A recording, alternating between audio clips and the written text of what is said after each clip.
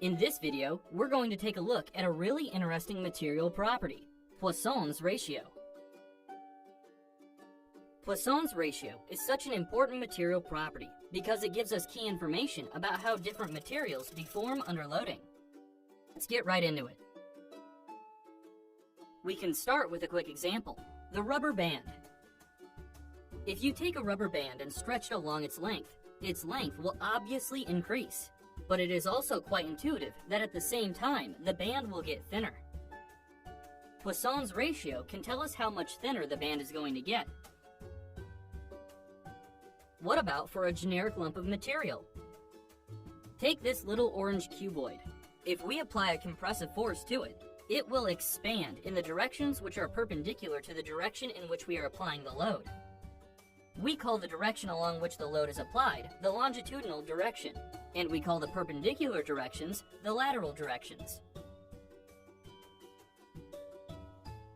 If we reverse the direction of the force to apply a tensile load, the cuboid will obviously extend in the longitudinal direction, and it will contract in the lateral directions. The key concept here is that when you apply a load to a material in one direction, the material will also deform in the lateral directions.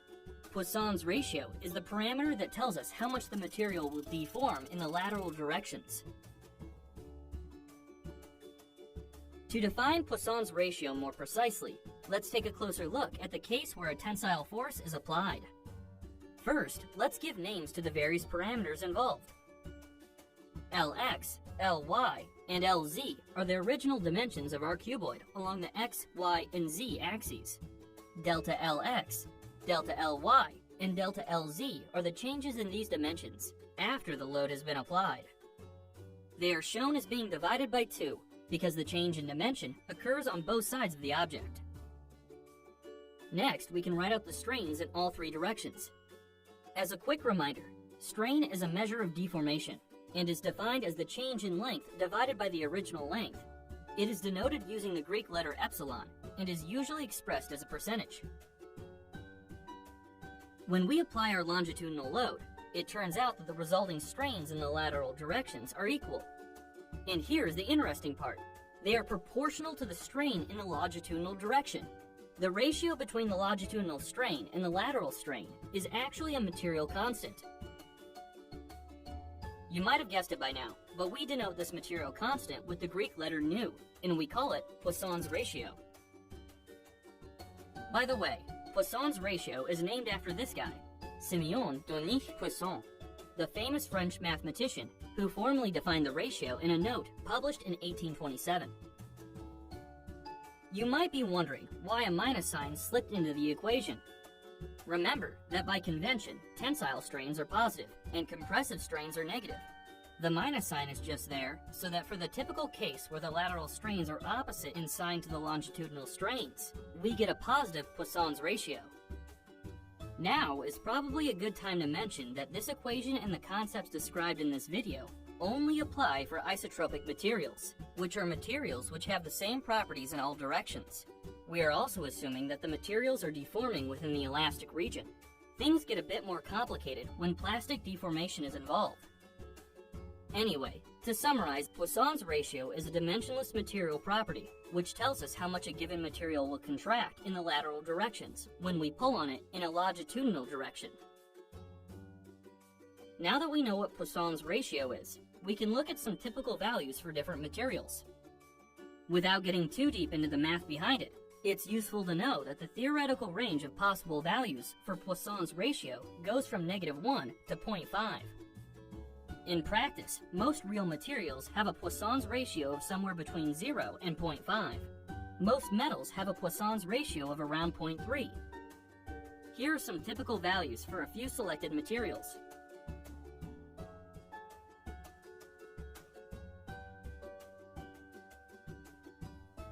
Now let's look at how different values of Poisson's ratio affect how a material deforms under loading.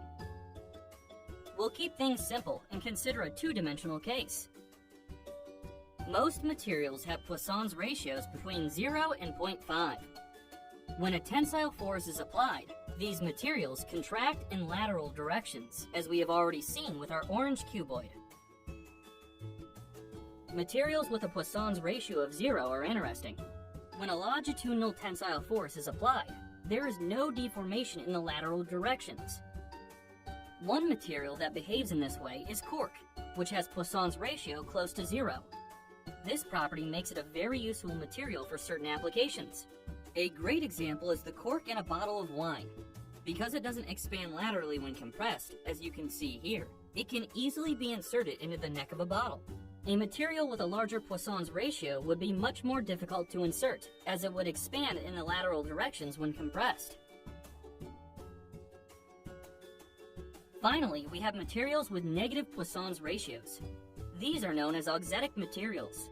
They expand laterally when pulled and contract laterally when compressed, which seems counterintuitive. These are mostly engineered materials, like special foams, rather than materials occurring naturally in nature. This animation should give you an idea of how it is possible to get negative Poisson's ratios. You can see that as the material is compressed, both its longitudinal and lateral dimensions are reduced. For a typical material with a Poisson's ratio larger than 0, you would expect the lateral dimensions to increase when the material is compressed. Because it tells us how a material deforms, Poisson's ratio is a very important parameter in continuum mechanics for determining how a body responds to applied stresses. Let's look at a simple case of uniaxial stress, the tensile test. It is easy enough to determine the strains acting on a small piece of the specimen under test.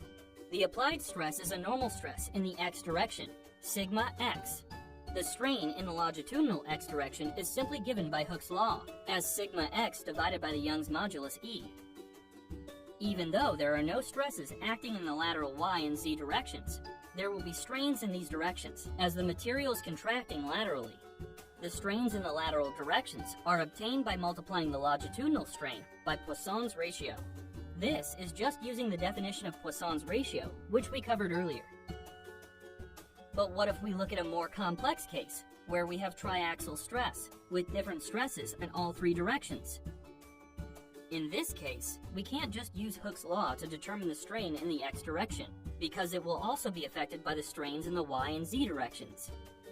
The simple version of Hooke's law for uniaxial stress no longer applies, because the strains in one direction will depend on the stresses applied in all three directions.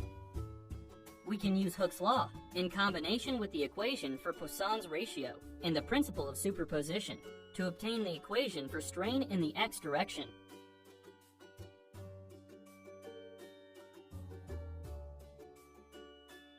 We can rearrange this equation into a more practical form, like so, and then apply the same process to obtain equations for strains in the y and z directions. These equations form what is known as the generalized Hooke's law and can be used to determine deformations for a case of triaxial stress. There is one last case I would like to mention, which is materials with a Poisson's ratio of 0.5, the maximum value in the theoretical range we discussed earlier in the video. Let's return to our cuboid to introduce the concept of volumetric strain. Volumetric strain is a measure of the change in volume of an object under load. I'm sure it will come as no surprise that it is closely linked to Poisson's ratio. We can calculate the volumetric strain by summing the strains in all three directions. Let's use the equations from the generalized Hooke's law we just covered to expand the equation for volumetric strain. We can then rearrange the terms to end up with the following equation. You might notice that something interesting happens to the volumetric strain when Poisson's ratio is equal to 0.5. We end up with a volumetric strain equal to 0. This means that for materials with a Poisson's ratio of 0.5, the volume of the material remains constant as it deforms.